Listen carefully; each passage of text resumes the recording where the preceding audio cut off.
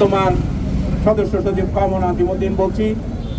আমি প্রত্যেক ওয়ার্ডের বিএনপির এক হইতে 9 ওয়ার্ডের বিএনপির সভাপতি সাধারণ সম্পাদক, যুব দলের সভাপতি সাধারণ সম্পাদক, স্বেচ্ছাসেবক দলের সভাপতি সাধারণ সম্পাদক, ছাত্র দলের সভাপতি সাধারণ সম্পাদক সহ বিভিন্ন নেতৃবৃন্দ এবং জঙ্গল সলিমপুরতে আমাদের যে নেতৃবৃন্দ এসেছে তাদেরকে রাজনীতিতে তাদেরকে ধন্যবাদ জানাই।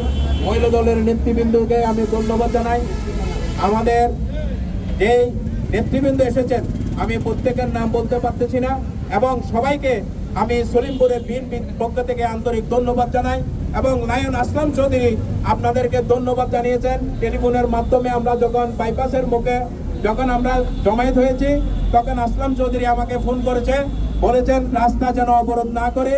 আমরা অবরোধ ছেড়ে দিয়েছি এবং আপনাদেরকে সবাইকে ধন্যবাদ জানিয়েছে এই কারণে যে তড়িৎ আপনারা আসলাম ভাইয়ের পক্ষে একটা মিছিল করেছেন, সেই জন্য আসলাম চৌধুরী আপনাদেরকে ধন্যবাদ জানিয়েছে এবং আগামীতে আসলাম চৌধুরী এইভাবে কোনো নির্দেশনা দিলে আপনারা যেভাবে তড়িৎ গতিতে আবার এই নির্দেশনা নেবেন এই আশা ব্যক্ত করেছেন।